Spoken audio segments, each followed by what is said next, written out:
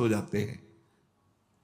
भगवान श्री कृष्ण स्वकथा स्वकीय गुणानाम कथा शृण्वन्नोति विनाशयति दूरी करोति। भगवान श्री कृष्ण कथा सुनने वालों के हृदय में श्रवणेन्द्रिय के द्वारा जाते हैं और सब व्यसन, सब दुर्वासना, सब पाप कर्म जो हुए उनका नाश कर देते हैं। हृदय स्थितानि अभद्राणि दुर्व्यसन रूपाणि अशुभानि विधनोति विनाशयति। केवल कथा सुनने मात्र से हमारे विचारों का परिवर्तन। बहुत सुंदर बात, भगवान सदैव आपके विचार देखते हैं अंदर के।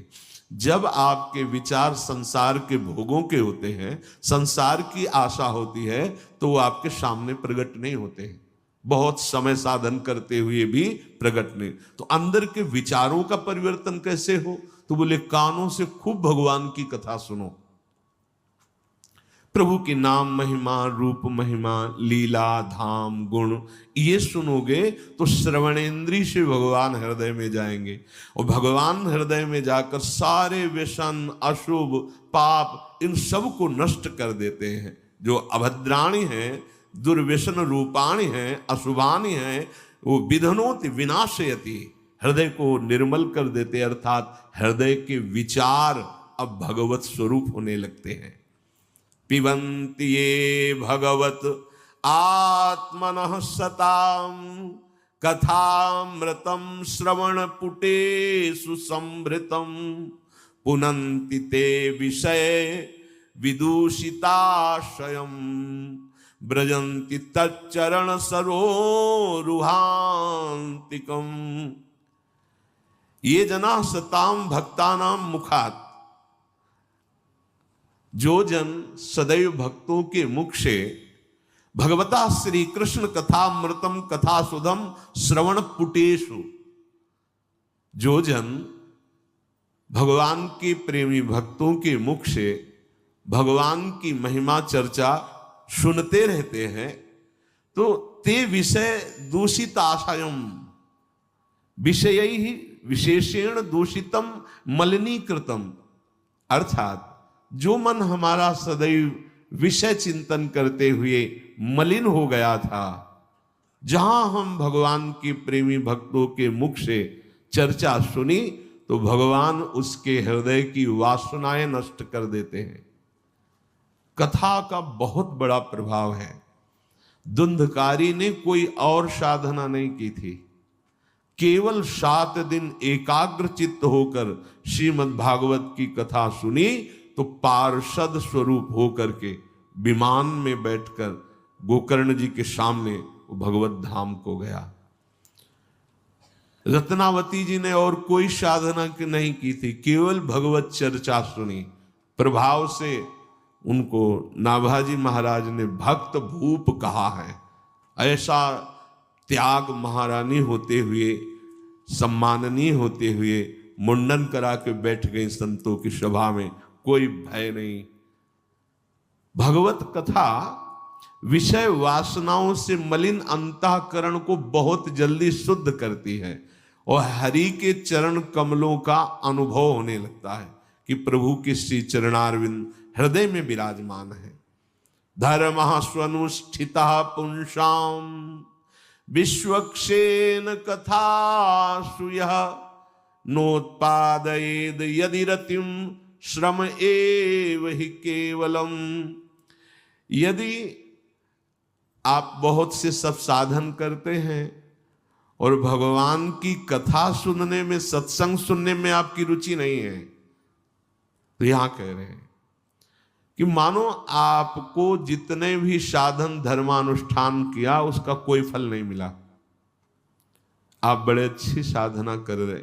ये तो अनुभव की भी बात है।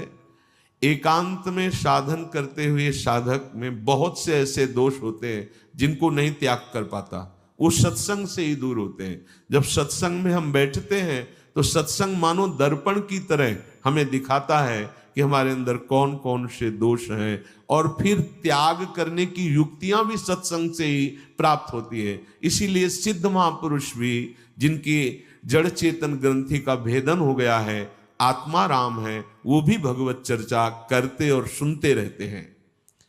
भली भांति साधना का अनुष्ठान, धर्म का अनुष्ठान किया, पर आपको भगवत चर्चा सत्संग सुनने में रुचि नहीं, तो बोले आपके जो साधन आदि के फल हैं वो केवल श्रम ही श्रम है, आपको कोई लाभ नहीं मिला। स्वधर्म का फल है, साधना का फल है कि भगवत चर्चा में आपकी प्रीति हो जाए। बावरों रस में फिरे, खोजत नेह की बात। कोई प्रभु की चर्चा सुना दे, कोई सत्संग सुना दे। बड़ा अहोभाग्य होता है जब सत्संग में रति, भगवत चर्चा में रति हो, अन्यथा साधना बड़ी नीरसता है। ये इसलिए कहते हैं कि इसी मार्ग में चले हैं, वर्षों चलते चलते मन नीरस हो जाता है। सत्संग में एक नया उत्साह, भगवत चर्चा में एक नई जीवनी शक्ति मिलती है, भगवान की तरफ चलने का नया उत्साह मिलता है। नहीं तो आगे चलकर फिर साधक राग द्वेष में फंस जाता है, निंदा स्तुति करने लगता है, अपने में श्रेष्ठ भाव, दूसरे में हे भाव, और वो सत मार्ग से गिर जाता है। सत्संग ही एक है जो हमारे दोषों का दर्शन कराकर ऐसी युक्तियां जिससे दोष त्याग हो और भगवत चरणारविंद में प्रीति हो।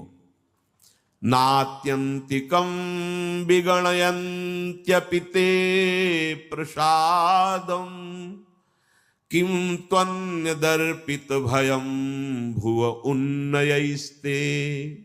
येंग त्वदंग शरणा भवतः कथाया, कीर्तन्ते तीर्थ यशसः कुशला रसज्ञा।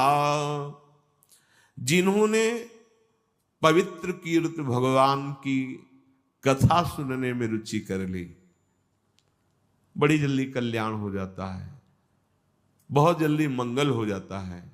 बस विश्वास कर दे। इसमें खास बात होती है कि आप सत्संग सुन रहे हैं तो आपको ये विश्वास हो जाना चाहिए कि मेरा परम कल्याण निश्चित है। अगर परम कल्याण ना होना होता तो मुझे सत्संग सुनने को ना मिलता, मुझे वृंदावन आने को ना मिलता, मुझे भगवत चर्चा सुनने का सौभाग्य ना मिलता। जिन्होंने कीर्तनी पवित्र यश वाले भगवान की मंगलमयी कथाओं के सुनने का व्यसन बना लिया है।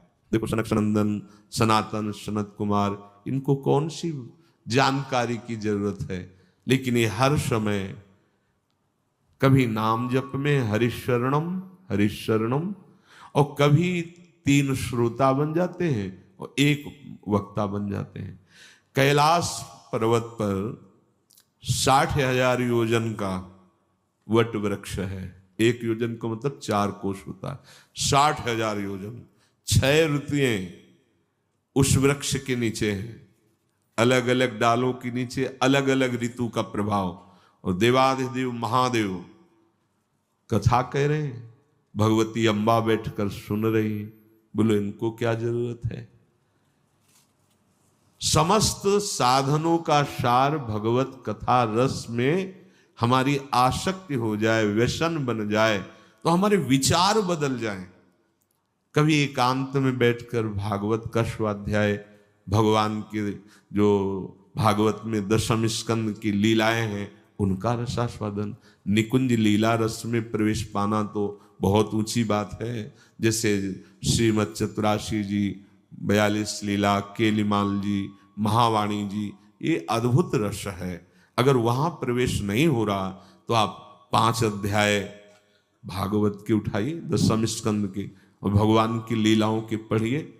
आप देखिए आपका हृदय बहुत जल्दी पवित्र हो जाएगा।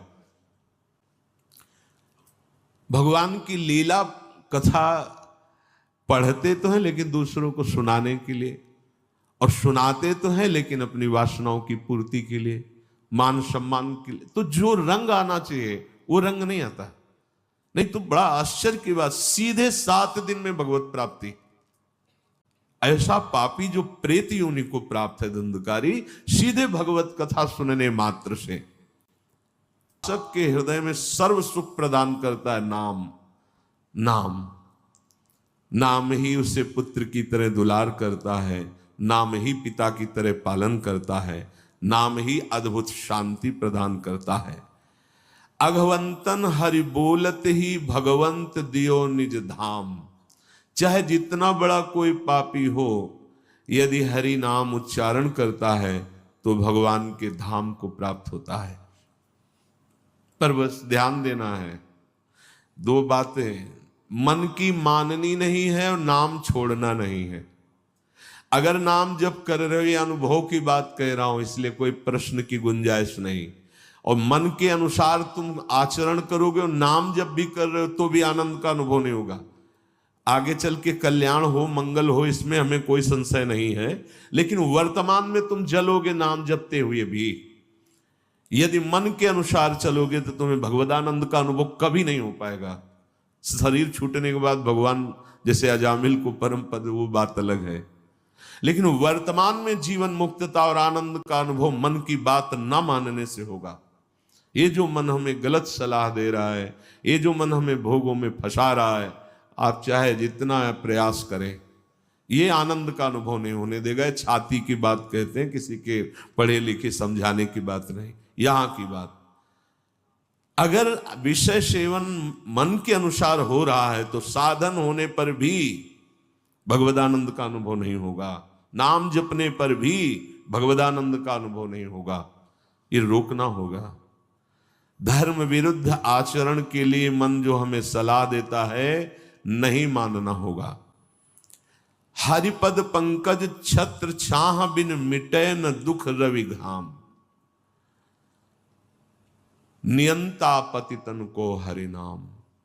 हरि के चरणारविंद का आश्रय, मुख में नाम और मनमानी आचरण पर शासन, फिर ये संसार की धूप उसको लगती नहीं है। फिर दैहिक दैविक भौतिक कोई भी ताप उसे स्पर्श नहीं करता है। जो हमें आनंद अनुभूति स्थिति प्राप्त होनी चाहिए, वो स्थिति नहीं है। बिना स्थिति के बातों से माया पर विजय प्राप्त नहीं की जा सकती। इसलिए नाम जिह्वा से और बुद्धि एकदम सावधान होकर मन की हर चेष्टा पर निरीक्षण। मंगलमय भगवान ऐसा विधान बनाएंगे कि आप सर्वदा सुखी और प्रसन्न रहेंगे यदि आप ऐसे चलेंगे।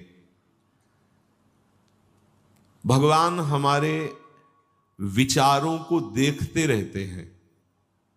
ध्यान से सुनना, तुम जो विचार अंदर